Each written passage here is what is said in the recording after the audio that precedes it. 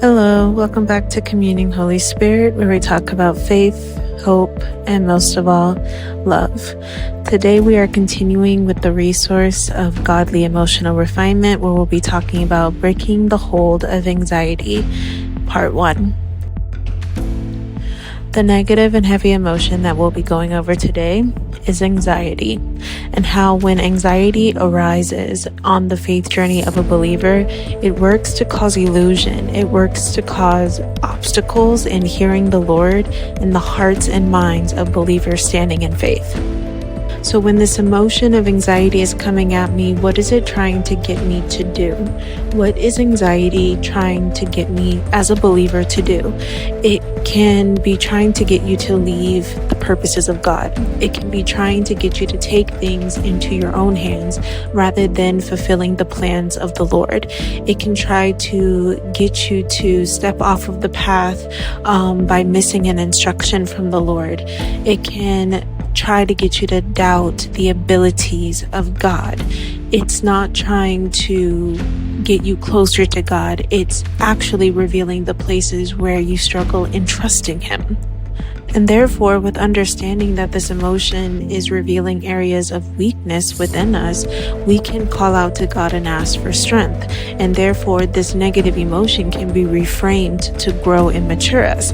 And that's the purpose. How can God use this negative emotion of anxiety to grow and mature me in Him?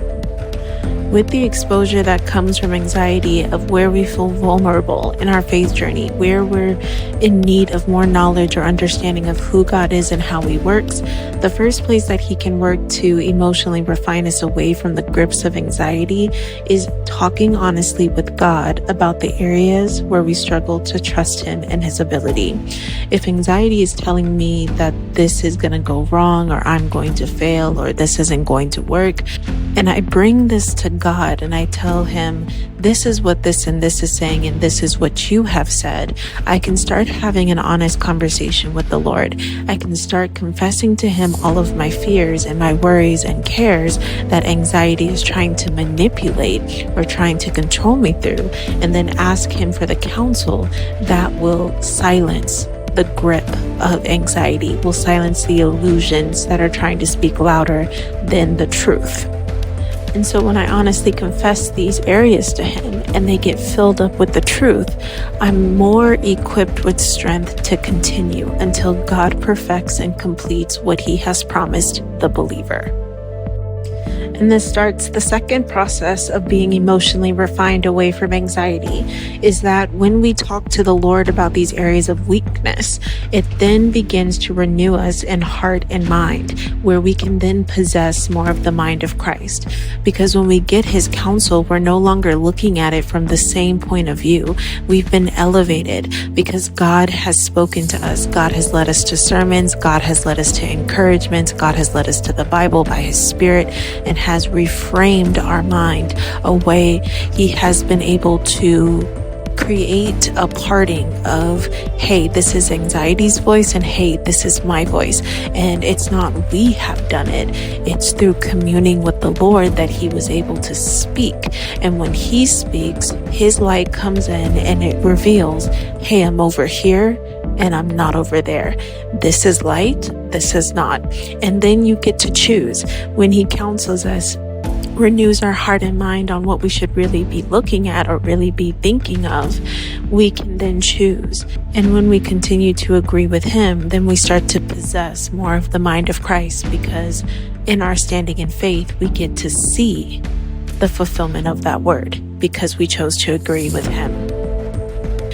We are then emotionally refined by choosing His counsel to not let anxiety hinder us from obedience, because anxiety is trying to get us to come out of agreement with God so that we don't see the fulfillment of the word of God, and so that we lose, or so that something can be killed, stolen, or destroyed.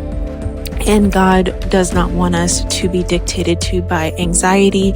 And so when we give over where anxiety is trying to attack us for His truth, and then we come into agreement with that truth, He is able to stay us until His word is performed. So if you would like to learn more about the negative and heavy emotions that God gave us in Volume 1 to go over, you can purchase this resource here at the link in the description. There's a version for men and a version for women.